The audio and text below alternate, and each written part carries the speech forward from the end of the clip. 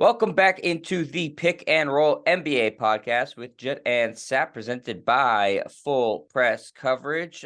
We have a conference finals in both the Eastern and the Western Conference as the matchups are set. We're going to be previewing both of those matchups, but before we get into that, we do have a bit of breaking news today, Sap, as Doc Rivers has been fired from the Philadelphia 76ers as their head coach as a result of the series loss to the Celtics and that Game 7 blowout in Boston that happened on Mother's Day. So Doc Rivers has joined the growing list of unemployed coaches with a really good resume too, as Philadelphia really looking to pick up the pieces from what was, I guess, I would say a very disappointing finish to the season, especially after being up 3-2 in their series against Boston and losing two straight, including one in Philadelphia. So again, like I said, Doc Rivers joins a growing list of coaches that also includes over the weekend Monty Williams from the Suns. He's gone. And so, Sap, what are your thoughts on the two big high-profile firings over the weekend? Not a surprise, Jet, because what happens is these franchises are so valuable now. Matt Ashibia, who bought the Phoenix Suns for $4 billion, wants to put his print on that. So he got rid of Monty Williams, who we both agree is an outstanding coach. And I think that they're trying to maybe save DeAndre Ayton. We know Ayton had a poor relationship with Monty Williams. So maybe the thinking is let's bring in another coach and we can get DeAndre Ayton more involved because we're not going to get as much for him in the trade market. So that's what they're thinking. With Philadelphia, just knew that after 3 years that Doc Rivers was going to get fired, especially after this series against the Boston Celtics. They had the 3-2 lead. We know that Doc is 17 and 33 all-time in potential closeout games. And again, he was up 3-2 in this series and managed to lose. But again, in a lot of those series, you could look and say that Doc had the inferior team. I mean, you go all the way back to over 20 years ago when Tracy McGrady and Doc Rivers lost a 3-1 series lead to Detroit as an 8 seed. I think if I'm Doc Rivers, maybe you take a year off. He's going to get paid for the next 2 years, $8 million a year. He also has a pretty thriving business in Southern California where he buys and flips houses.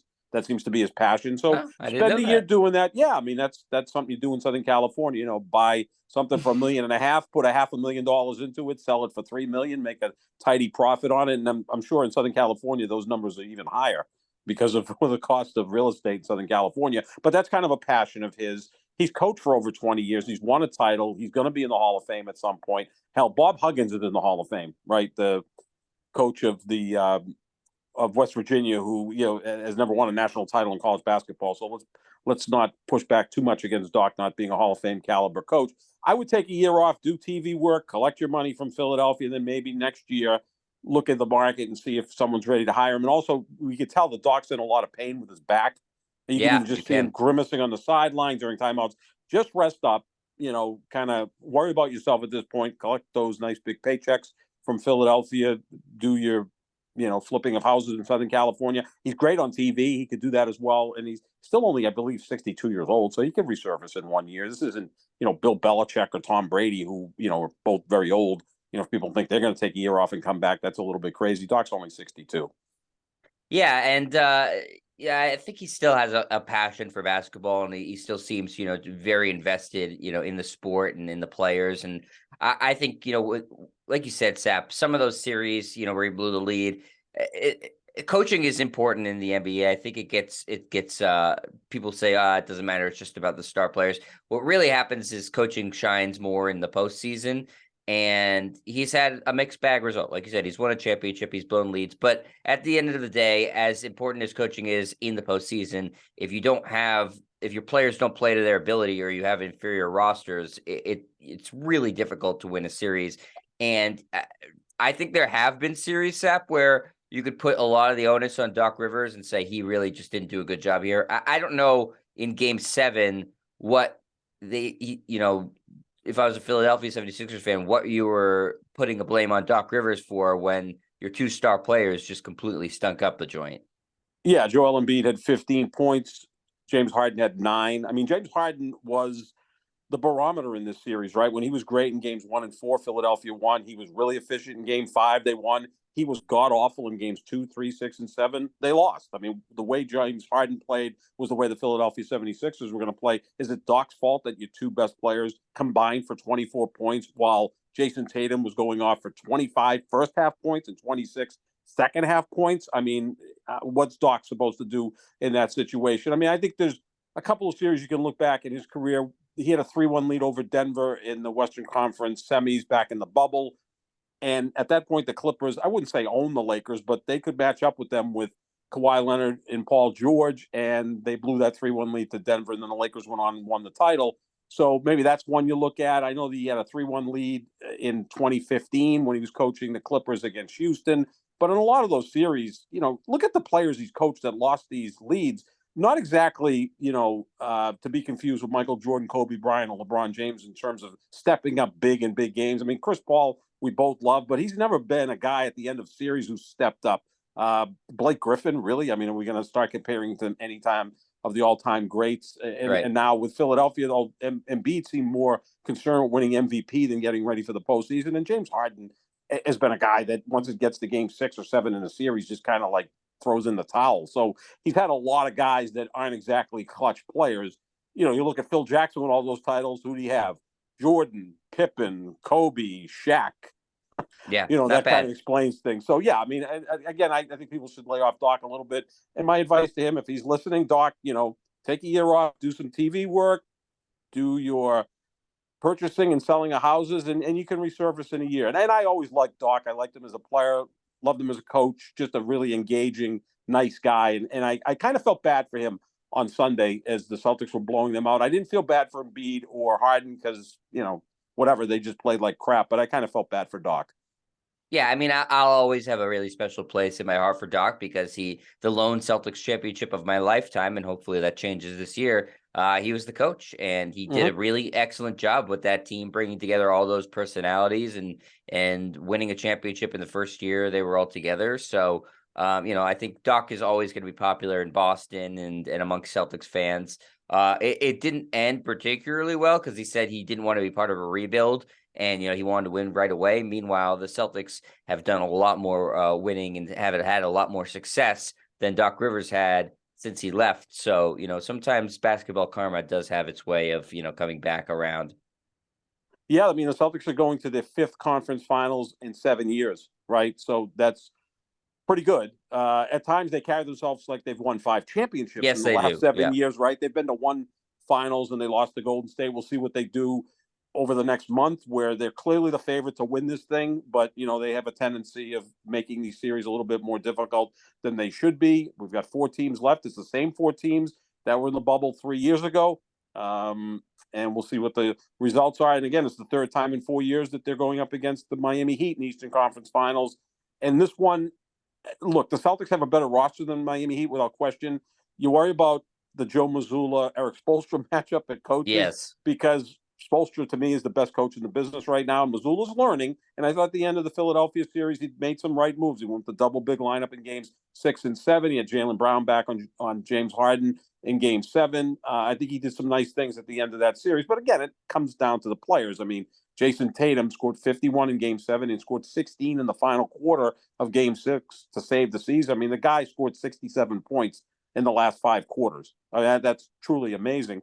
But, Miami is not like Philadelphia. I think Philadelphia has higher end talent than Miami, but Miami's not going to die. If he goes to game 7, even if it's at TD Garden, I would be shocked if Miami died in that game. They didn't last year in game 7 in Miami. They were down 13 with 3.5 minutes left, and they nearly came back and won that game.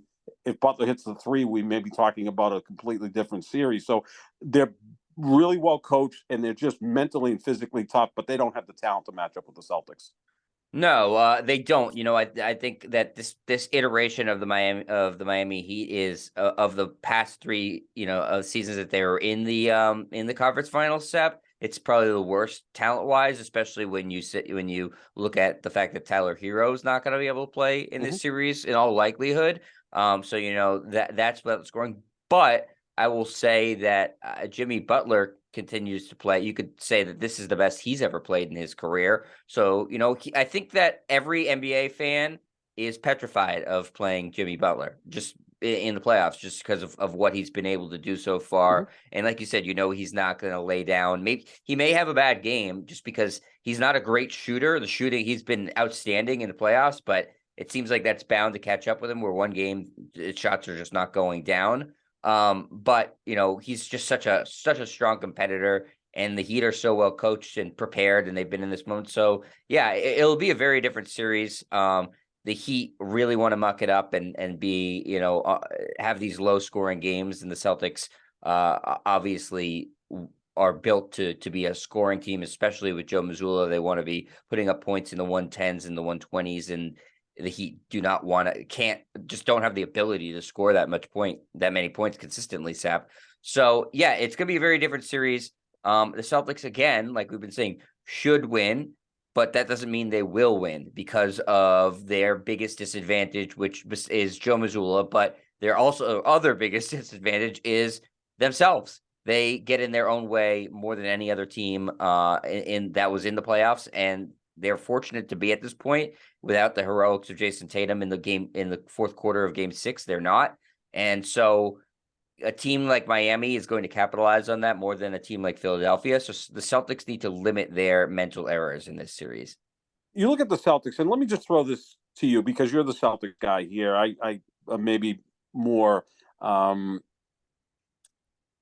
wouldn't say I'm more critical because you're critical of the Celtics. You are. You're not Yeah. a green teamer that goes, "Oh, they should win every series in 4 games." But let's look at the last 2 years. Your last 5 series have gone what? 7, 7, 6, 6, and 7, right? Your first round series a year ago against Brooklyn went 4 games. It was a sweep, but they outscored the Nets by a total of 18 points. It was a close sweep. I mean, that does sound like Right. something Yeah. Yogi Berra would say, but it was a close sweep. Those games were tight. Jason Tatum, as great as he is, and he was brilliant Sunday, 51 points, 13 rebounds, 4 assists, and most impressively, 0 turnovers. I mean, he was the man out there without question. Jaylen Brown was really good. Jason Tatum can be very inconsistent, and I know last year I Oh thought yeah. the most You think very so? inconsistent. In this series alone, he had a 51-point game and a 7-point game, and somehow the Celtics won the 7-point game as well as the 51-point outburst. So I mean, he can be up and down. We saw what happened in Game 6. He had 3 points going in the fourth quarter, scored 16 in the fourth quarter. So yeah, he can be a bit streaky, pretty much like every player in the league. I mean, but wildly he's wildly inconsistent in that sense. So remember last year, Game 6, they're facing elimination against Milwaukee. He goes and gets 46 in Milwaukee to save the season. They win Game 7 behind, of all people, Grant Williams and Peyton Pritchard hitting a combined 11 3-pointers. From Game 6 of that Milwaukee series forward, the rest of the postseason, in those final 14 games of last year's postseason, he only averaged 23 points per game, shot 42% from the floor, and averaged 4.5 turnovers per game.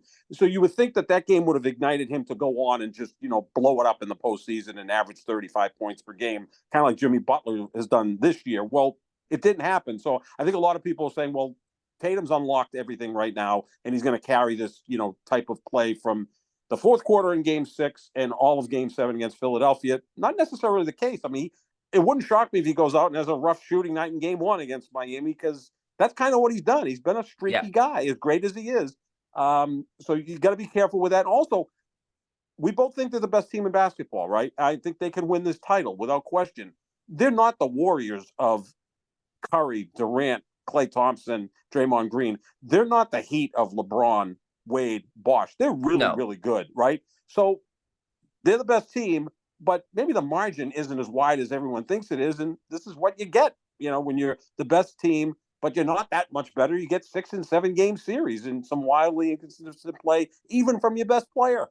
Yeah, I think it's a combination, Sap. The Celtics, like you said, are not that Warriors team with Kevin Durant. No one is. And the league in that period of time, and I know it doesn't seem like a long period of time, but it's gotten better. The talent's been more spread out, and I think that as we go forward in the playoffs, Sap, the days of all the high seeds sweeping out the lower seeds, I think are done.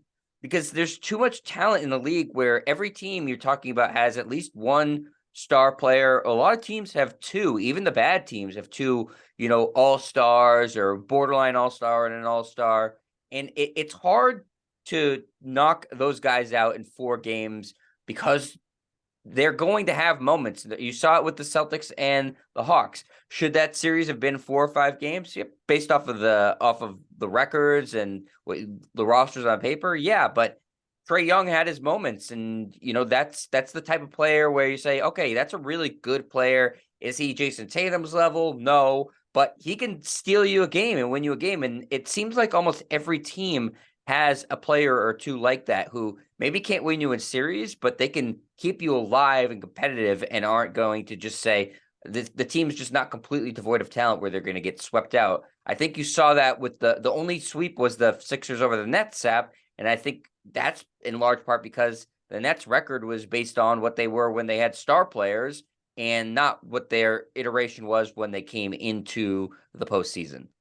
Look at Jalen Brunson with the Knicks. I mean, he was quietly one of the 5 or 6 best players in the postseason. He got them to 6 games against Miami. If Julius Randle had performed at his regular season level, maybe that series changes, right? Maybe the Knicks are playing the Celtics in the Eastern Conference Finals. Yeah, the league is deeper than it's ever been.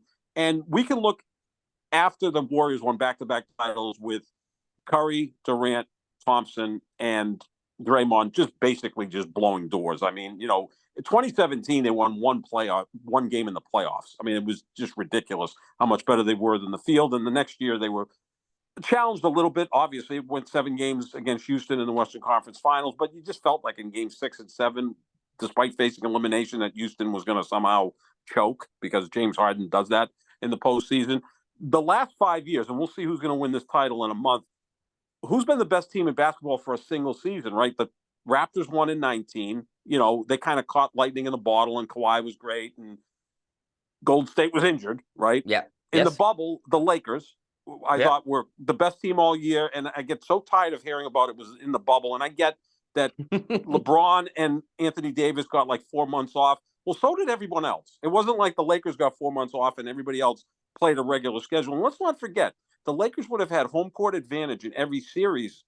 They never played a home game in the bubble, so they lost that home court advantage, which you obviously see what they have now. They're 6-0 in the postseason. I always push back because it is LeBron. I get it, but every one of his titles, somehow Skip Bayless and the haters will say, well, if it wasn't for Ray Allen, they don't beat the Spurs in 2013. If it wasn't for this, they don't beat this team. Well, okay, that's fine. 21, you have Milwaukee. That wasn't a great team. That was Giannis carrying the team. Yeah. Last year, Golden State, pretty flawed team. I mean, that was more about the Celtics losing the finals than Golden State winning. Look at Golden State this year with pretty much the same roster. The Lakers took care of business in 6 games. Someone's going to win the title this year. I don't think anybody's a great team. So, yeah, the last 5 years, you have a lot of really good teams that, it depends who plays best down the stretch, who can stay healthy and who can be consistent, and that's who's going to win the title. So, yeah, the days of Jordan just blowing through everyone, or Kobe and Shaq. I mean, heck, in 2001, they lost 1 playoff game. The Lakers did. So those days are gone. This is better, though. Maybe they'll resurface. Oh, of course it is. Yeah, I think absolutely. It's better. I mean, as long as it's Celtics Lakers in the finals, and I'm not just pushing that because I picked that, but that's what we want to see, right? I mean, come on. I mean, if you're a hockey fan, you've got Florida, Carolina, Vegas, and Dallas as a Final Four. At least in basketball, those are historic franchises. Exactly right. It's like who, what, where? Look, Denver's been outstanding, and Jokic is a great player. But what's sexier, LeBron, Celtics, or Jokic against the Heat? Come on. I mean, it's not even a debate.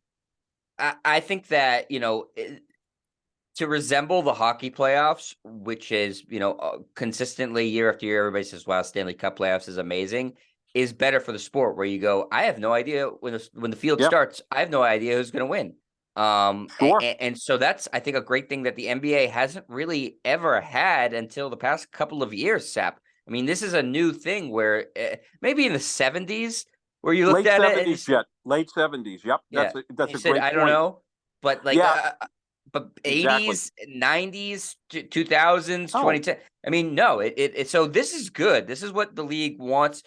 It's parity, but it's also the teams that are sexy, like the Celtics and the Lakers, are really good, so that helps you carry the ratings too. So this is kind of the perfect situation for the league where you have a really interesting playoffs where you have to tune in because you don't know what's going to happen, and then you have some of the good teams left at the end to help carry the ratings. So it's really good. This is what I expect to continue in the NBA because, like I said, the talent is just immense, and it's only going to get better. Yeah, and it comes a point where not many franchises are willing to pay to have 3 or 4 superstars, right? Like Golden State's going to face that right now. Do you give Klay Thompson a max contract? He's got 1 year left. I mean, he looked old in the postseason, right? I mean, Steph's going nowhere with Golden State, but what's Draymond Green going to do? Like, I'd love to see Draymond Green go to Philadelphia, because could you imagine a locker room of Draymond Green and Joel Embiid together? That would be priceless. That would be the most entertaining team in the league off the court, not necessarily on the court, right? Because Draymond Green Yeah. is an irritant, and Joel Embiid's not going to back down. And if they kept Harden there, good luck to the next coach of the Philadelphia 76ers. Maybe Doc would be relieved that he got fired and is still going to collect $16 million over the next 2 years. But yeah, Golden State's always been willing to pay, but maybe they're cutting back a little bit. We're going to see what happens with the Celtics. If they sign Tatum and Brown to those supermax contracts, we're talking over $120 million a year combined. Like, the salary cap is probably going to go up to 175, 180 after the new TV deal hits in a couple of years. That doesn't give you a lot of wiggle room to put together the rest of your franchise. So, you'll have Jaylen Brown, Jason Tatum, and then a bunch of role players. You look at the Celtics roster, Jet.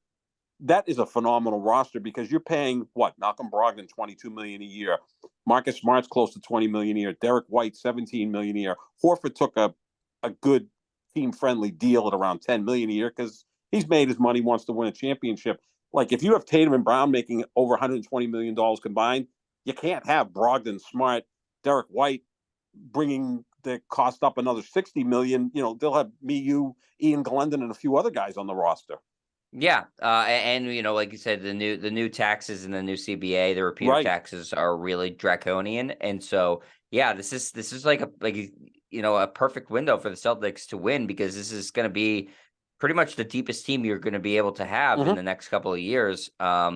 Fortunately for the Celtics, it's something that affects everybody, not just them. So if the starting point of having Jaylen Brown and Jason Tatum is about as good of a starting point as any team is going to be able to have. So that's nice for them. But I think, with these new taxes and the way it's structured, it's going to put a premium on your management and on not just the general managers, but the owners, that the owners are going to have to be willing to pay some of these repeater taxes, and the GMs are going to have to be creative. So we'll see how that goes. But yeah, the Celtics, the window is now, absolutely. And if they don't win it, it's a disappointment. We've said that all season long, all postseason long. And we're not going to create a GoFundMe page for Rick Grossbeck and the Celtics, right? I mean, they're fine, but they're not as flush with cash as, say, Golden State or the Lakers or whoever, because those franchises own those buildings, right? Whereas the Celtics rent from the Bruins, and from what I understand, they don't really rent from the Bruins, but you know what? The Bruins get all the concessions, and that's a big part of this. So, maybe they're not as cash rich as the Warriors, Lakers, obviously the Knicks, can print money being in New York. So that is going to weigh into some of the decisions that have to get made. And I also think at that point, if you don't have this super roster, maybe coaching comes in, and we see Miami third time in 4 years in the conference finals with Jimmy Butler as their best player, Bam Adebayo, an aging Kyle Lowry. They don't even have Tyler Hero, and then they have 3 or 4 undrafted free agents. I mean, the Celtics have nothing but first-round picks all over the place. They get a ton out of them. Spoelstra's the best coach. There's no question in my mind. I mean, Popovich is legendary. He's Belichick of basketball. But what's he supposed to do with this roster, in San Antonio? Right. What's Popovich supposed to do with it? They're hoping to win the draft lottery tonight and get Big Vic. That's what they're hoping. They're all praying, those teams that are in the draft lottery, just hoping they get the 7-3 guy with Kevin Durant's skills. But yeah, so that's where coaching will come in a little bit. And maybe that's why some of these franchises are ready, willing, and able to just move off of coaches. I mean, Monty Williams is a phenomenal coach. Doc Rivers, look at his resume. Nick Nurse and Mike Budenholzer both won titles recently. They're gone. Frank Vogel. It's been on the unemployment line. Right. So, we got all these championship coaches that don't have jobs right now. Maybe it's going to just be this carousel where I hope Doc takes a year off. I really do. But, is Doc going to go to Phoenix? Although he would be back with Chris Paul. I don't know what their relationship is, unless Chris Paul's going to be elsewhere next year. Does Monty Williams go to Philadelphia? Where does Nick Nurse go? Where does Mike Budenholzer go? A lot is going to happen. And meanwhile, I get Ime Udoka, who took the job in Houston, is probably kicking himself saying, man, I should have waited a little longer, because he would be the perfect guy to go to Philadelphia. He was there as an assistant coach, and I think has a good relationship with Embiid and Harden, but again, I think he had to take what was offered, because you don't Yes. know what opportunities were there for him, because he is obviously a unique case, to say the least. Yeah, and less pressure in Houston for sure. Right. They can coast for a while. But Sap, we do want to talk a little bit, a quick preview of that Western Conference Finals matchup between your Lakers Yep. and the Denver Nuggets. Like you said, these are the same four teams that were in the bubble, the final four teams in the bubble. And I think a lot of people will just say, oh, Denver, LA. The Lakers took care of business, no problem last time. They'll probably do the same thing, but I don't think that this is the same Denver team that the Lakers faced in the bubble. It's going to be a much more difficult task for them. I'm going to start up front by saying I'm going to pick the Lakers in this series, so I do think they're going to get it done, but I don't think that Denver is going to be an easy out, and they have played. You could make the case that these two teams are the two teams that have played the best Yep. in the postseason so far. They have a real home court advantage, right? They're both 6-0 at home in the postseason. And the Lakers' MO has been win game one on the road, lose game two on the road, come back home, win games 3 and 4, consolidate that lead, lose game 5 on the road, and then wrap it up in style in game 6. I mean, they blew up Memphis in game 6. They blew up Golden State in game 6. That's just been their modus operandi in these first two series, right? And they're playing great defense. Denver's been the best offense, so now you've got that clash of defense against offense. Jokic has been the best player in this postseason. He's better than he was 3 years ago in the bubble. LeBron's older than he was in the bubble, but still quite capable of dominating. Anthony Davis is playing at the same level he was in the bubble. I've always felt that, I wouldn't say Jokic is intimidated by Anthony Davis, but Anthony Davis has outplayed him, throughout the years. So that's obviously a big matchup. Jamal Murray isn't what he was in the bubble, and he is questionable for game one with a non-COVID illness. We'll see what happens there. But now you've got Michael Porter Jr., who is obviously more of a factor. He didn't even play in the bubble. And you've got Aaron Gordon, who is a big wing that, maybe gets in the way of LeBron James. It's going to be a fascinating series. I just think as we get closer, I'm going to pick the Lakers. Obviously, I picked them before the playoffs started. And oh, by the way, LeBron James in conference finals appearances is 10-1. He's the anti-Aaron Rodgers, who's 1-4 in conference finals. And those are your two guys, Sap. Those are my guys. LeBron, when he smells blood, gets there, wins it in the conference. I know he's 4-6 in the finals, but he's played some legendary teams in those finals. So yeah, I like the Lakers. I'll just stick with 6. He wears number 6 now. So they beat Memphis in 6. They beat Golden State in 6. They'll beat Denver in 6, and then they'll play the Celtics in the finals and beat the Celtics in 6 as well. Yeah, it's been a while since the two teams have played, actually, except their last game, I think was in January when they played each other. And Jokic has been up and down, and that's kind of the barometer we have to look at for the Denver Nuggets. Is he's their lone superstar player. You can say what you will about Jamal Murray, but Jokic, two-time MVP, finished second in the voting this year, and has been phenomenal in the postseason, and just had a fantastic series against the Suns last round. Really just dominated that matchup against DeAndre Ayton. I don't know what the Lakers' game plan is for Jokic. Anthony Davis, you don't want him to expend too much energy defensively, because you need the points from him. So beyond that, Sap, you might have to just say, okay, Jokic is gonna do what he's gonna do. We got to try to limit the other players. But he's so good at taking whatever is given to him that it's tough with the Denver Nuggets, because he's such a great manager of the game that there's no real way to get him to have a really no impact on the game. He's either going to score, pass, rebound, or probably do all three. So for the Lakers, again, Anthony Davis, to me, his offense is going to be the key, but he's going to have to expend more energy defensively in this series than he did in the last two. And the big thing is obviously what Anthony Davis does on offense to combat Jokic. Now, Jokic is not a great defender. We know that. So if Anthony Davis is able to go out and get 30 points, now he's matching Jokic. If you cancel those two guys off, I like the Lakers' chances, because LeBron is still, to me, the best player in this series, although the way Jokic has played, it's tough to argue that. We just know that LeBron has that resume of being 10-1 in conference finals. Maybe you see a little bit of Mo Bamba for 6-8 minutes, because you may have to use some fouls against Jokic. The problem with facing Jokic is the same thing as facing Embiid. They're both great free throw shooters. It's not like, look, neither one of those guys is Shaq.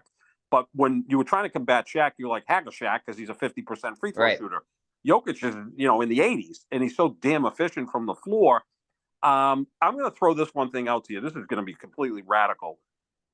I think LeBron at times can maybe check Jokic because who is at the same level as Jokic in terms of basketball IQ? It's LeBron. So I think he could probably read the way Jokic is seeing the game, right? So one of Jokic's great skills is passing. I mean, I watch Jokic play. It almost feels like watching Tom Brady playing quarterback. Like he's in complete control of the thing. He just, like you said, Jet, perfectly, he takes what you give him, and next thing you know, you're down and you've lost the game. And again, not that LeBron's going to expend 20 minutes a night guarding Jokic, and Jokic is just such a massive guy. But I think you could throw him at times because he'll read the game the way Jokic sees it. Or if he's starting to slack off his guys, then he can maybe get in the passing lanes. And the thing about Jokic, as great as he is, I think he's pretty much a front runner. He can get frustrated. I remember there was a regular season game last year against the Celtics where he just blew up. Like he can get frustrated. He was very comfortable against Phoenix. He was very comfortable against Minnesota. The Lakers are a different animal, the way they play defense. They're deeper than those teams. If you can make him somewhat uncomfortable, I think he can get frustrated, and maybe that's a way to get into his head. The problem is Denver's 40-7 at home this year. They have like the biggest home court advantage in the NBA without question. 40-7, that includes the postseason where they're 6-0. But I still, in the conference finals, I'm not going against LeBron. And the way Davis is playing, and the way the rest of the players are playing, whether it be Austin Reeves or Fruiter or D'Angelo Russell, like 2 or 3 of those guys step up on a given night. The Lakers are tough to beat. And they ended the season the last 2 months playing as well as any other team in the league. It's not like they just caught fire in the postseason. They've been damn good since the trade deadline when they reinvented this roster. Yeah, I mean, they deserve a lot of credit, Rob Pelinka, for reinventing the roster, definitely for making those moves. And I think, when you're talking about playing Denver, Jokic is that level right now where you look at it and you say, okay, he's going to get what he's going to get. You have no chance really of stopping him. He's not Embiid in that, like, Embiid had a couple of bad games against the Celtics because he is a great scorer. He can score from all 3 levels and stuff like that, but he doesn't have the impact in the game passing like Jokic does. Right. So, like, if Jokic isn't scoring, he's gonna get 15 assists. Yep. Like I said, he takes what's given. He knows what he's got to do. So I think for the Lakers, you have to say, like, okay, this guy he's dominant. He's at that level where you just have to accept that he's going to have a strong impact on the game. And you can't let the Jamal Murrays or the Michael Porter Jr.'s or the KCPs or the Aaron Gordons be the ones that beat you. You have to focus your energy defensively on them. I think Anthony Davis is going to see a lot of Aaron Gordon on him. I don't think he's going to see so much Nikola Jokic on him. I think they like Good point. The athleticism of Aaron Gordon and he's also strong. I think that will free up Jokic to kind of just do whatever he wants to do defensively, because the Lakers outside of Anthony Davis don't really have a front court threat that's going to deserve a lot of defensive energy. I don't think Jokic is going to, pay particular close attention to Ryu Hachimura when he comes in, if they're faced off. So I think you'll see a lot of Aaron Gordon on Anthony Davis. And of the teams that have played the Lakers so far, it's weird to say this because the Warriors are the defending champions, but I do think that this Nuggets team will give them the most challenge. Sure. Because it seemed like something was flawed with the Warriors this year all year long. And the Nuggets, meanwhile, and we've said this a couple times, they basically ran away with the division from like after the first month. And yet no one picked them. No one even picked them to be here, Sap. You and I picked the Suns in the conference finals, in the semifinals. And the Nuggets didn't really have much problem with them. They lost the two games in Phoenix, and then they kind of just said, "Oh, we're better than this team." And Jokic and crew took over, and were able to blow them out in Game 6 in Phoenix, showing that they can win on the road too. So this is a challenge for the Lakers. It's a team that's been together for a while too, so they have a lot of chemistry, and it's a team that in their history has never made the NBA Finals. So they're really, really hungry to do that, Sap. Yeah, and I think you make a great point that Aaron Gordon, who's 6'9", 240. I mean, he's a big guy. Yeah, Not and only he's one does of the he, most athletic players in the league oh too. man, incredible. I mean, he not only looks like Aaron Judge, he's as big as Aaron Judge. I mean, to me, they look like they could be long lost brothers. It's Yeah, striking they how do look similar similar. they look. Yeah, and he's pretty much the same size. Do you see Michael Porter Jr. maybe checking LeBron a little bit, or you just rotate guys against LeBron? Bruce Brown's probably too small to deal with LeBron. If LeBron gets a small guy on him, I wouldn't mind seeing him getting in a low post, but he just doesn't do that anymore. Heck, like you said, no one in the league does it. I mean, Anthony Davis, as much as he can go to the low post, is still best in the mid range. Jokic can kind of score from anywhere. Embiid doesn't go to the low post enough. It's just like a Yeah, dying that part of the killed game. I get it. that killed the Sixers. When Yeah, every time he takes a three, I know he hits them, but it's yeah, advantage to the other team. But yeah. we don't It's have like to talk about that. But yeah, it's yeah. tough. It's like thank you. Keep taking those threes. You're gonna hit some, but God bless you. But yeah, so we'll see what happens. I got the Lakers in 6. It sounds like you have the Lakers winning the series as well. Yeah, Does it go but it's 6 or weird, Sep, 7? because if it's 7, man, LeBron doesn't lose the game 7s though. So I was gonna say No, in Denver, it's gonna be awfully tough. I'll say Lakers in 7, and LeBron has a great game 7. yeah, I he's been like this pretty good in Nuggets those team a games. lot. Yeah, I I do really too. do. I picked them to win the title before the season. I wish You I put did. money on them. Yeah, they were 22-1. This Their is a owners huge stand. game for them. Game 1, Sep. Yeah, Huge. yeah. Well, Need to win it. They need to win it. because the Lakers have always beaten Denver in the postseason. This goes back 40 years. So it's if they lose game 1 to the Lakers, it's like almost like Red Sox against the Yankees, in 2003 and the first 3 games of 2004. Then you finally figured it out and have been the better franchise the last 20 years. But yeah, the big game for Denver. If the Lakers can steal that one like they did against Golden State, like they did against Memphis, they could be on their way. But it's such a contrast in styles. Golden State was so small, right? And the Lakers just overpowered them. Now you got Denver. That's a big team. Jokic, Porter Jr. As we talked about, Aaron Gordon's a big dude. I mean, they're a big physical team. Yep. So maybe he's going to KCP be a is feeling out process. Yeah, and he scares the hell out of me because he was huge in the bubble. He really was, and he's a clutch player. And I kind of yeah. wish he was still on the Lakers, but he's not. Yeah. So it's a really interesting matchup.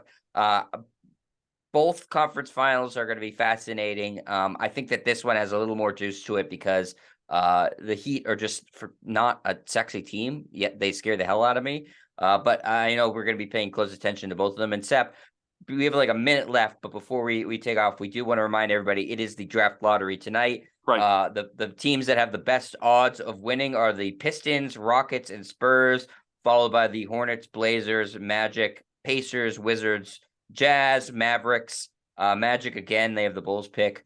Thunder, Raptors, and Pelicans. Obviously, the big prize, as you mentioned, Victor Wembanyama.